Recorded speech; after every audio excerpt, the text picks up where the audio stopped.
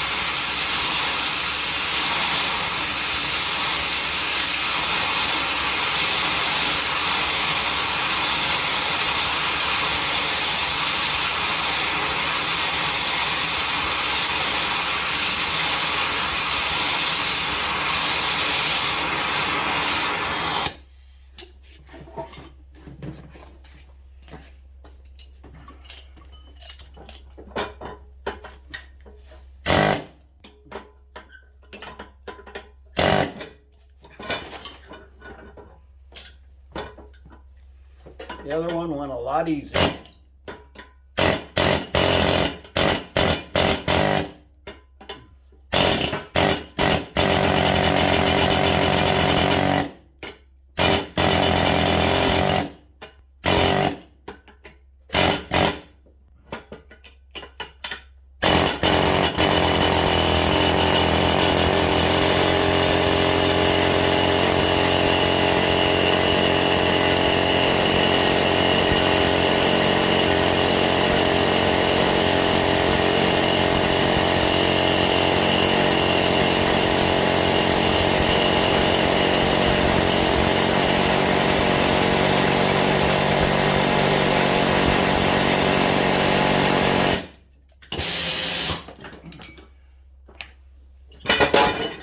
Well, as you can see, epic failure. Doing it by yourself is a pain.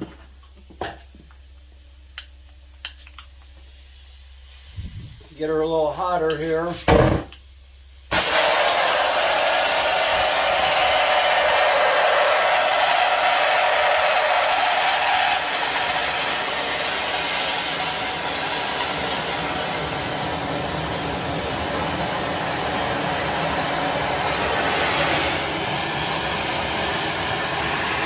When you're doing this start by yourself, a lot of things don't quite go your way. You just got to improvise. The other one went a lot easier. Like I said, I broke my chisel that I had welded in there. I just try to get it as cherry red as I can. Hopefully you don't distort anything, you just watch what you're doing. And you just, sometimes you got to fight with it. See if I can't trip and fall, burn myself.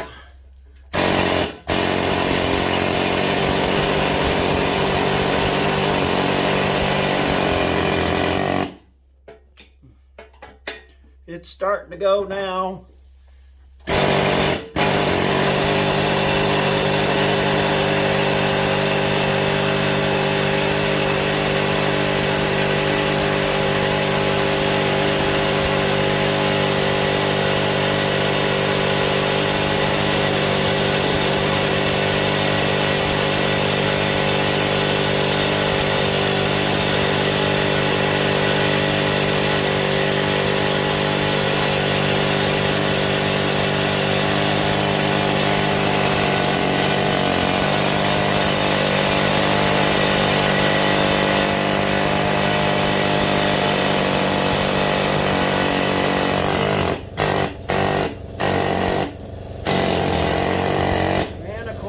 That stuck.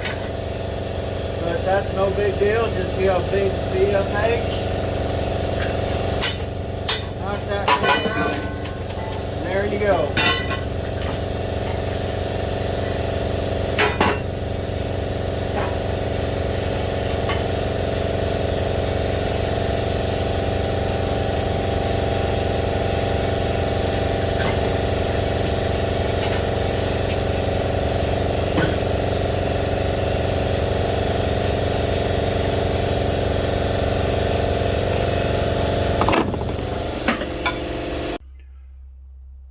Okay guys, that was kind of a cluster. It didn't go as well as I had planned, but you get the gist of it. What I did, like I said, I don't know if you noticed, and I broke it even more. It's just flopping in there now, but here's, I'll show you the air hammer with the deal on it, and you can see, and it's just a regular old extension that I had flattened up a little bit, and it helped it flatten some more while I was doing this.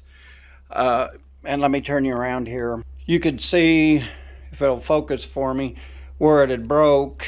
I cleaned the welds up and that. I just kind of TIG welded it at work. Just a quickie deal, and I probably shouldn't have cleaned it up and sanded it as much as I did. I was going to heat treat it, but I figured it'd work for what I wanted it to, and you can see it worked quite well. Main thing is, don't distort any of this, and it's still very warm. And your top part, you know, kind of watch when you're heating it up that you don't mess this up. This spindle was messed up anyway. I don't know if they drug it on the ground or what, but the threads were all screwed up and things like that, that just wasn't, you know, I knew that it was junk. It's kind of a little bit wore out, but as many of these parts you can save them. There's always somebody looking for them. You can get a little extra money out of them. I do want to say, you know, these washers, and that one's probably still hot. I'm not going to pick them up. If you can save these spacer washers on any of them are like gold. You know, you just, some of this stuff, when you're messing with these old cars, a lot of the old timers, a lot of guys that are going back original are looking for that stuff, so try not to mess them up. This particular one I think's been sitting outside for quite a while. I have new spindles, all that stuff breaks. I just wanted to get it off of this front part, and my springs and that are in good shape. I'm gonna probably put new screws and just totally rebuild it. But the main thing was the wishbone, and I showed you that the other day, and this part of that bolts to the frame. You know, that's just part of building a rat rod. You just have to research, and I've watched a lot of YouTube videos and things, and you know, to know how to do this, and I just thought I'd share this with you guys. I know there's better ways, better methods. This was just the way I felt doing it. It saved me a little money. somebody mentioned to me, oh, put it in the press. But when you're one man and that, with this long of a suspension part in that, trying to put it in the press and hold it and get a deal to be able to press it out, or a socket or whatever, it's a real pain in the butt. So this is the way I think is the best way if you're doing it by yourself.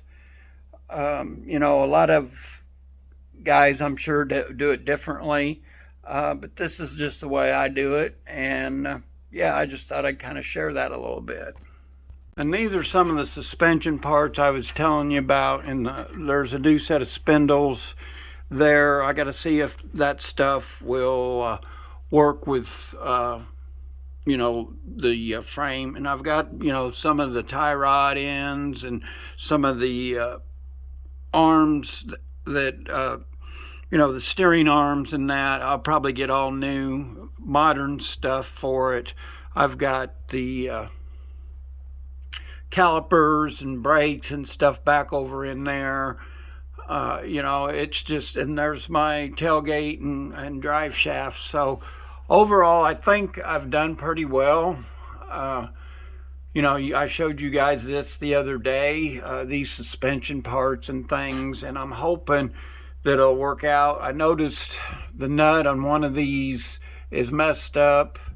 It's the wrong nut for it, I believe. I hope I can find, one somewhere. I'm sure they make it. It's Ford front end. I believe it's from either Jag Speedway or one of them, I'm sure. It's got the modern for the disc brakes and stuff, and that's what I kind of wanted to run. That's kind of what I wanted to run with it. A lot of people don't understand, when you're building a rat rod or something like that, they get to watching, some of these programs on TV, and they don't realize how long it takes to build a rat rod or a, classic car or something like that. They just think that, you can do it in 30 minutes, or a paint job will only take 30, 45 minutes, and it looks, a lot of people don't understand the process of it. Even chopping a top or something like that, it takes a long time, a lot of thought, a lot of I done a lot of research before I chopped my first top. With a rat rod, it's a little bit, you have a little window there that you can make mistakes and things. But overall, when you're doing stuff like this, take your time, ask people questions. Don't be afraid to ask questions. Watch plenty of videos and things, and just be aware that it's going to take you maybe a couple years. I had a friend that built a rat rod, and he told me it took him 2 years. And then another one, it took him less than a year, but he had a lot of time on his hands to do that. He said that he had $8,000 or $9,000 in it, which I believe. A lot of people don't think, oh, that's just a bunch of junk somebody threw on there. But researching this stuff and finding this stuff, and nowadays it's getting harder and harder to come by a lot of it. So I just kind of wanted to share that. It sounds like I'm rambling a little bit, but that's just one thing I kind of wanted to share with you guys, that, if you want to get into a project like this or do something like this, don't be afraid to do it, but also be aware that, you're going to have your ups and downs. You've seen me almost screw up there. I just, kept at it. And I knew I was filming you guys. The other side went perfect. I didn't have a bit of problems. It come right out. I don't understand, what happened. It come loose off of the sawhorses or whatever, the engine stands, whatever you want to call them. Slipped off there, and it could have been a bad deal. But once you get to heating it and stuff, you really don't want to stop until you get it out. And that's one thing I was persistent on that I wanted to do. So, but enough said. This is just going to be a short video. I wanted to share that with you tonight. I got off work and I probably should have went in and rested because a little bit tired, but also was kind of wound up. It's just been one of them weeks already, and it's only Wednesday. But thanks again for watching my videos. If you can, like, share, comment, subscribe, and we will see you in the next video. Have a blessed week, and God bless.